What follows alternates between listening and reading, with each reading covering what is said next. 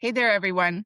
My name's Julie Galano, and welcome to another episode of GME Compass. Today, we're going to be hosting our second episode of Let's Talk, where we're going to be talking about something that almost every program coordinator or manager has felt at some point in their career: isolation. Because the truth is, many of us are functioning as an entire department at one. We sit in the middle of everything. We're in the middle of our trainees, our faculty, our hospital leadership, accreditation. We talked about operations, recruitment, onboarding, crisis schedules, compliance. Like we can keep making this list, but We can we're keep going. constantly holding the systems together behind the scenes while we're quietly trying to hold ourselves together too. So we're going to have a conversation about that today. Hi, everyone. I'm Daphne Adegeta.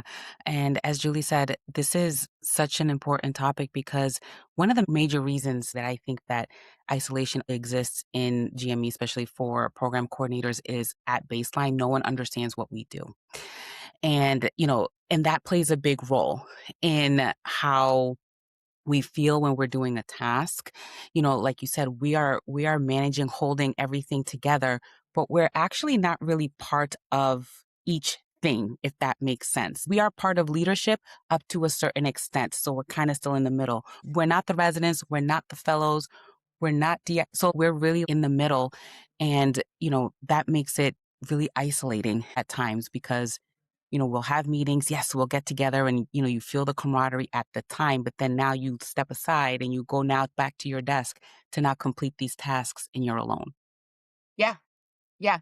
And when you really think about it, despite how essential our work is, and we hear from it, it's not because of lack of gratitude or lack of acknowledgement of how much we do, because the faculty are always saying, "Oh my gosh, I could never do your job," and they mean it. It's not disingenuous. They At they all. mean it. No.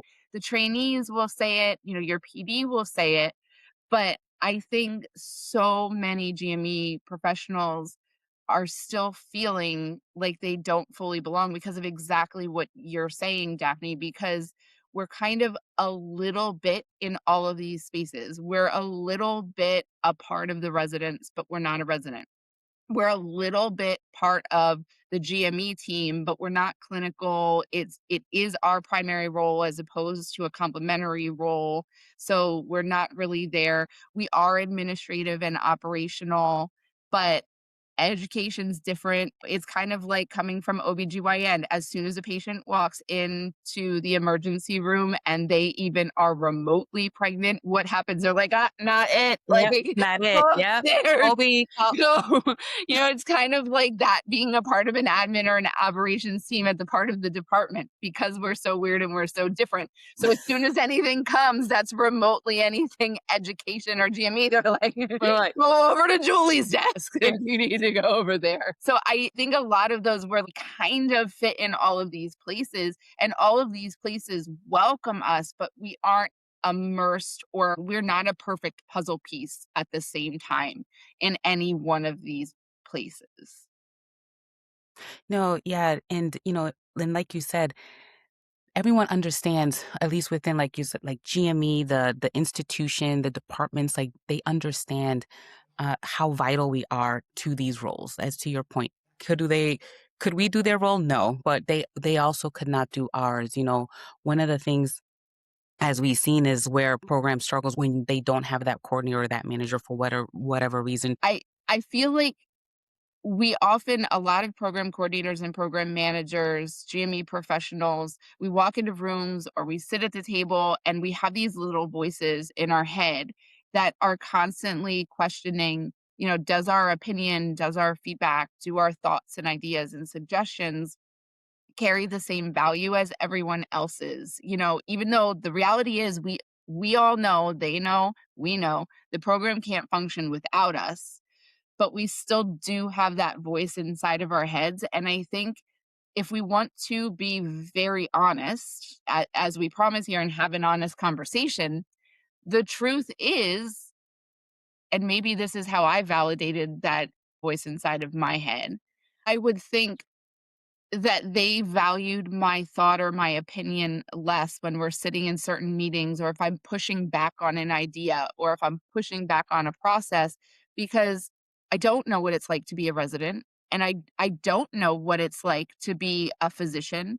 I don't know what it's like to be a physician that's battling this system hurdle or this administrative hurdle. That doesn't mean that I don't care and I don't empathize with those things, but I don't I've never walked in those shoes, and I would often feel like, and this is the story that I told, this is, like, my negative, voice inside of my head, but I think I often would tell myself that they're like, "Well, she doesn't really know. Of course she's gonna push back on this suggestion. She thinks that this is a bad idea because what does she know? She's never been in a call room working 24 hours, not slept for however long, and, you know, has this patient here, this patient in triage, this patient doing that. Like, she has no idea. She's never been in an operating room where crap's going down, it's hitting the Mhm. fan, and the attending's losing his ever loving mind, and you're just trying to get through this and not hurt a patient.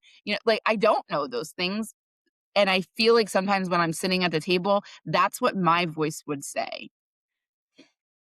Absolutely. Like, and to your point, there are some things that as a coordinator, you do feel very confident in giving that feedback.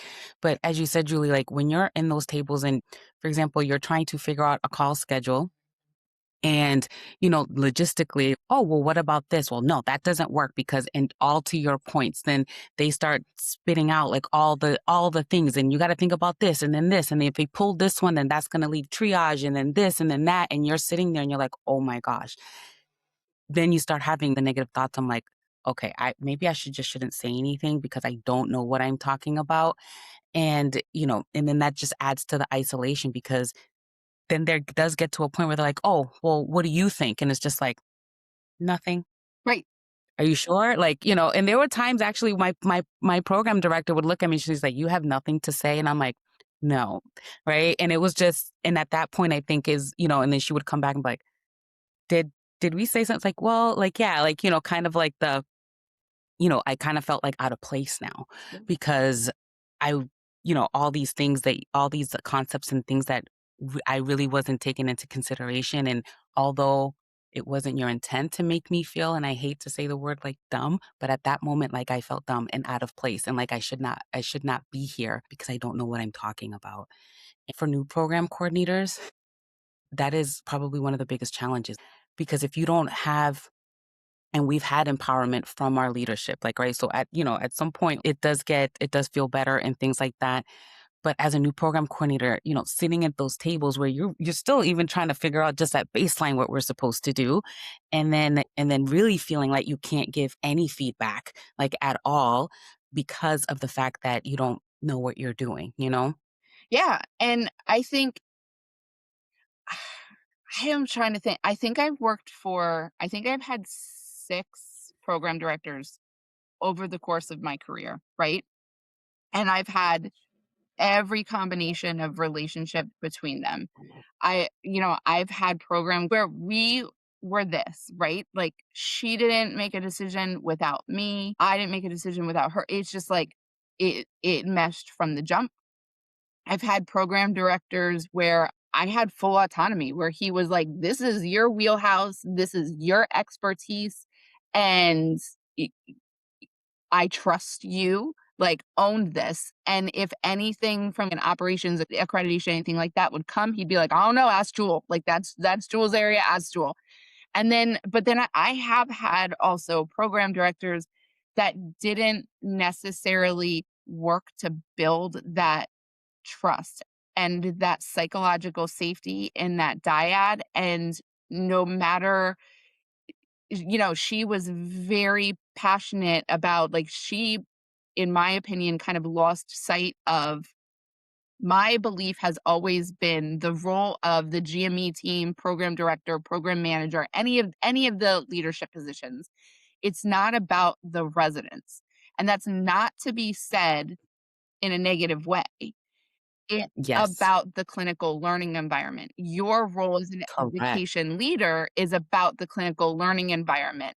And that means that it is all of our roles to advocate for the program, the residents or fellows, the faculty, as well as the physical clinical training environment, and all of that comes together, and by doing all of those things, you're advocating for the residents, but she lost sight of that and just kind of became the residents' BFF, right? Like, anything that they want, like, every wellness idea, like, she would wanna do, but what that did was because then that created a good cop, bad cop, right? Yes, and now you're the bad cop, like, Correct. right? Because now you're gonna come to you and said, "Well, the PD said this," and it's just like, "Well, like, unfortunately, we cannot do that." Like, right? Because Exactly. So then that in that time, that barrier just started kind of becoming wider and wider and wider and wider of that relationship. And then once you get to the point where you recognize it, it's just so much more intention and so much more work to break that down. And then how do you break that down when your PD doesn't care? Like, because your PD doesn't see that building that team is number 1, always, always. It's like a marriage, right? Always, and then you do that. So that kind of also feeds into it, and I know that, and I use this as an example because I've had some of the best, but I use that as a great example because I felt like so many program coordinators and managers give us that feedback because we can talk all the time about the perfect relationships and the perfect PDPM dyads, but recognizing that sometimes there are breakdowns, and it's not because of negative intention. I think it's just you care so much, you might lose sight of that, like, big picture, and then these little micro breakdowns can start to happen to create something bigger, and I think that that's what a lot of people feel, and then once that happens, you've set the tone for isolation too. yes, because then now you really feel like you can't go to your PD or anyone else because of that breakdown. And like you said, you also too have had the gambit of program directors and the times that I look back where I did feel less isolated. Cause I think, you know, there's always going to be some sense of isolation, no matter how, and, we'll talk about this in a little bit of like what you can do to not feel as isolated. But, one of the things about like building like your community and things like that of not feeling isolated. So the program director, program coordinator dyad, like you said, Julie, is very important because that makes you feel less isolated. I don't think, like, even in my career now, that there's not a point where I don't feel Mhm. isolated. Because, like I said, like, especially when you're working on certain tasks, interviews, you're reviewing applications, you're not sitting there with a BFF or anything, or, "Hey, what are you doing?" Because you have to focus. And, a lot of our tasks require really big mental focus. When you have that good relationship with your PD, you do feel less isolated because then again, you feel more comfortable asking those dumb questions or, questions that you might not feel more comfortable when you're at the bigger table with all your PDs or your chair or anything like that. But still, that is something that is like it is very important. Yeah, I mean, that is such an important point because it really is like that's that foundation, right? Because as we had said, that very much is a marriage. So that is really what greenlights you to feel comfortable to talk in front of GMAT, to talk in front of the residents if you're at like a PD meeting or something like that, to talk in the middle of program evaluation meeting. Not that you can't do those things without that foundation, but when you have a healthy marriage with a strong sense of psychological safety, Safety. that creates empowerment, right? And that it's almost like it comes through your pores, you know? Um, so I think that that really opens the door for just to it helps you believe in yourself. It helps you to feel like it's okay to say those things. I think I'd be curious, like, when do you feel like the first time in your career that either you realized or you really felt like, and I mean felt, not like I was in my feels and like, and nobody, like, that you felt alone in your role? So for me it was really the time when I was a fellowship coordinator, and I think it was because I was juggling multiple things, and I was new to ACGME GME, which is different than when it's Yeah. non-accredited, right? So already having that learning curve, but then now I'm juggling multiple things. So I'm trying to figure out how to juggle those multiple things. And because I felt also too kind of like in my head, I should know this. Mhm. I didn't wanna ask for help. I didn't wanna, you know what I'm saying? I didn't feel comfortable of, like, saying, "Hi, hey, how do I?" Because in my brain, this was a basic thing that I should have known. "How should I do this? And then manage this, and then manage this," and not feeling that I could go to anyone. So I kinda isolated myself, but it's all to what your point is of that self-doubt, not feeling that I was I'm part of the team, not part of the team, still trying to figure out where I fit into this huge entire puzzle. And then again, not feeling alluding to everything that we just said, then that just added to not feeling comfortable going to my PD, my manager of saying, I actually don't know how to do this and I kind of need help. And I'm feeling a little isolated because I don't feel like I can tap into anyone. The only times that we are invited to the tables is when there's logistical operations, accreditation, things that, again, that are not their wheelhouse and are ours in order to get the feedback that they need and then whether they want to apply it or not. But we are usually not invited into those tables. There have been instances as well where major changes have happened, like you said, in institutions that I've worked at.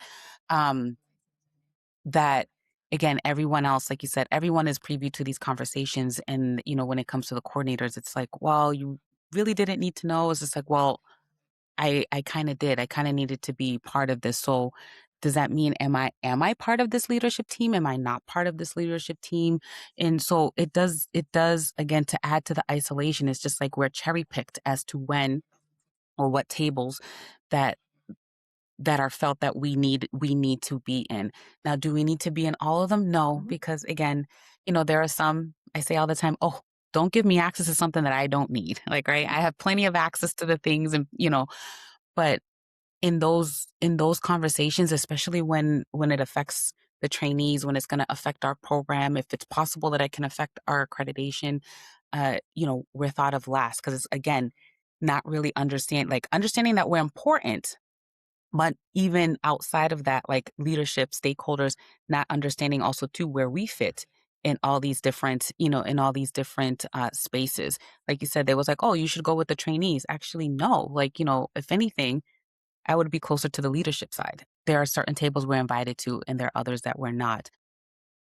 But we're not invited to as many tables as we should be. And I think it speaks to also, and I think it's important to mention as we, talk about these very vulnerable experiences that are personal to us in our past. I could take these things and use them as finger pointing or saying, but she didn't care. She didn't think about me. And when I say me, I don't mean program coordinators or program The managers. I'm Julie me, part you mean the me, collective. right? Like, Yeah, me as the program manager, yeah, like, me. but but I honestly I don't think that it was intention. I don't think like, I It's think not right, like, malicious. I It's think that not malicious.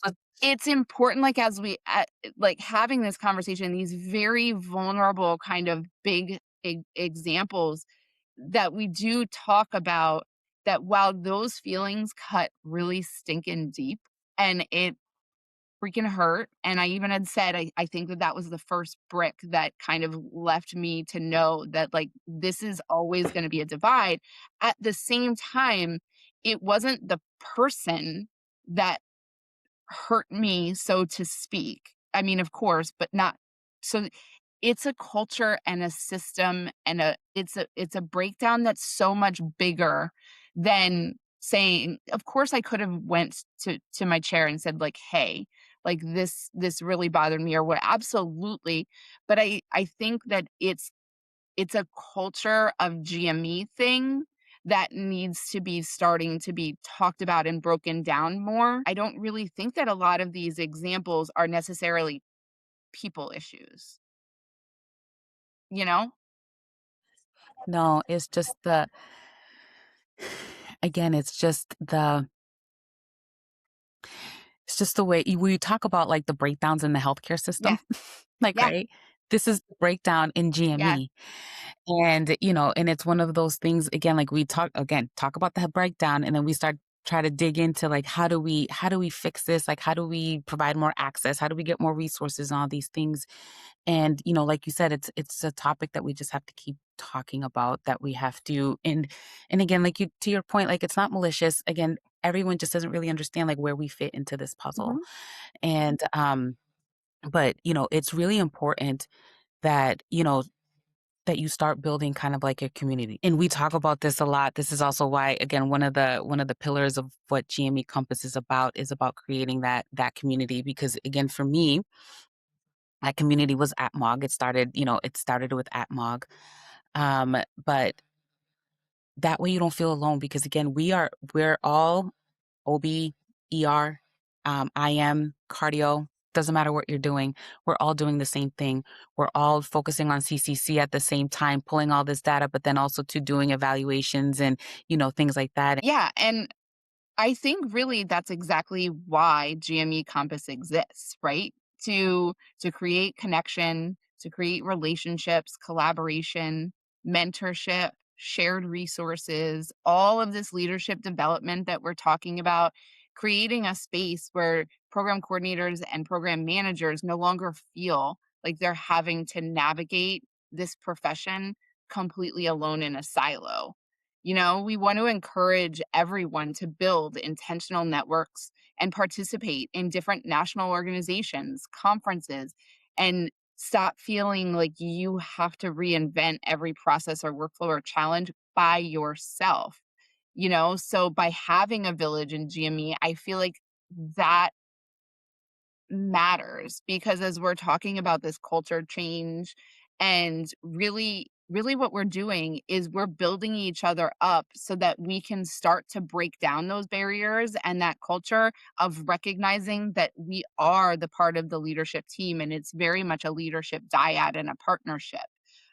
Because I think that that's why the culture change exists, is because I think we're still fighting the stigma of how a program coordinator or a program manager functioned in their role 5 and 10 years ago. And Hmm. that's not what our jobs are anymore, but we're still Yeah. battling that image.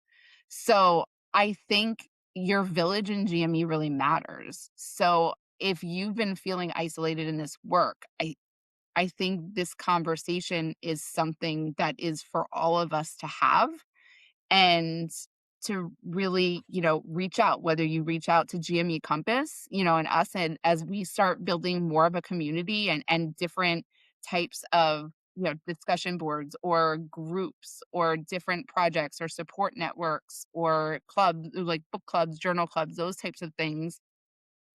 Whether you reach out that way, whether you reach out within your institution, within your friend group, within your professional groups, your professional organizations, build your village. Find your village and build your village so that you don't feel so isolated. Yes, there's no reason to need to reinvent the wheel. And, being isolated in GME, it is a common thing. It happens.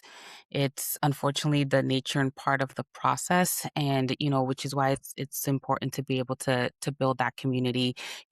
This is why GME Compass exists. This is why we created GME Compass, as to be part of that community, to be able to